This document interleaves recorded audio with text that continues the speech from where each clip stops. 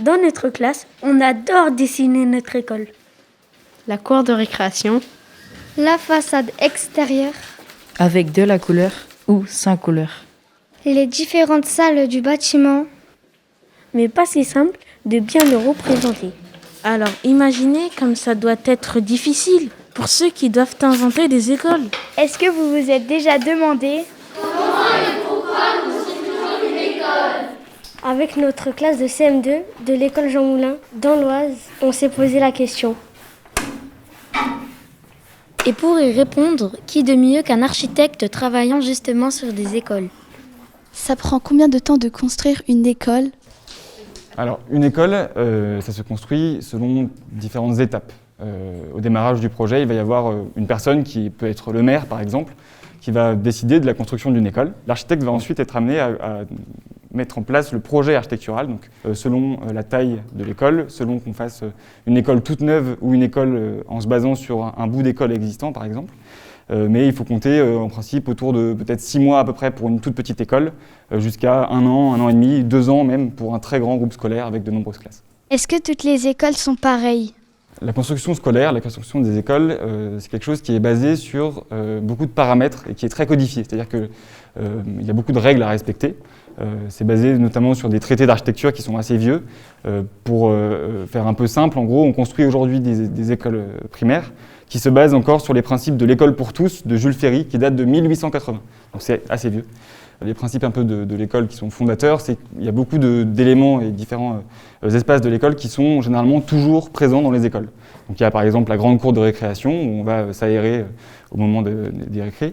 Il y a souvent le grand couloir pour qu'on puisse desservir les salles de classe et puis il y a la salle de classe. La salle de classe, elle est souvent rectangulaire comme celle qu'on a ici et vous remarquerez qu'il y a souvent la fenêtre à gauche et pas à droite.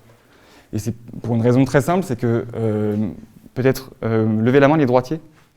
On voit que la plupart des gens, des enfants et des gens dans la vie sont droitiers. Et en fait, quand la lumière vient de la gauche, ça permet de ne pas faire d'ombre avec son bras droit en écrivant à son cahier.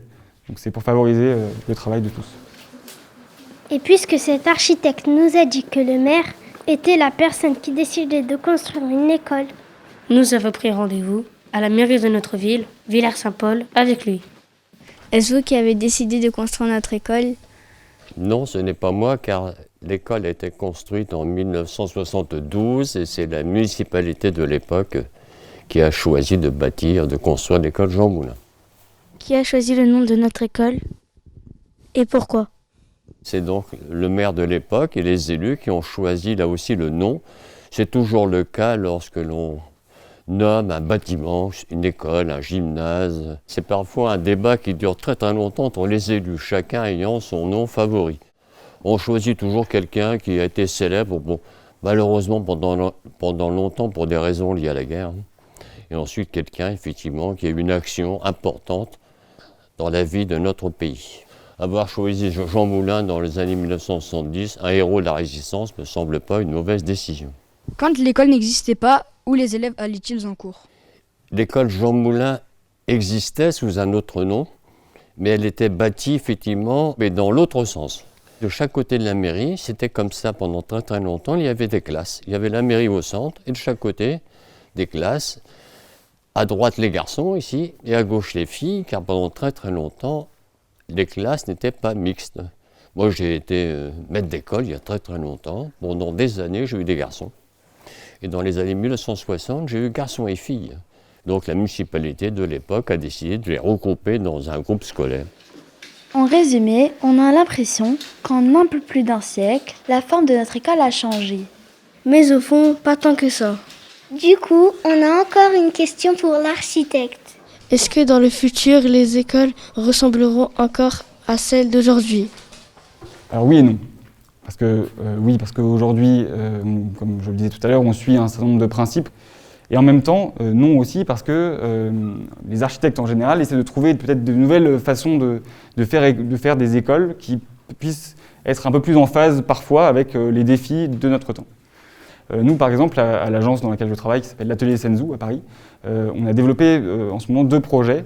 Un projet de classe, par exemple, une classe qui ne sera pas carrée, mais qui est ronde, pour permettre que c'est une classe un peu différente, où on ne fait pas forcément les mêmes activités, mais en tout cas où il n'y a pas de premier rang, de dernier rang, où il y a plus de collaboration et où les fenêtres sont tout autour de l'espace. On travaille sur un autre projet également qui, dans le contexte sanitaire actuel, qui vous oblige tous et moi aussi à porter des masques, on s'est un peu posé la question de cette idée d'ouvrir la classe à l'extérieur. Et donc on essaie de trouver un moyen qui permette de rassembler les conditions pour que dans une école parisienne, on puisse emmener les élèves en dehors de la classe, faire cours à l'extérieur.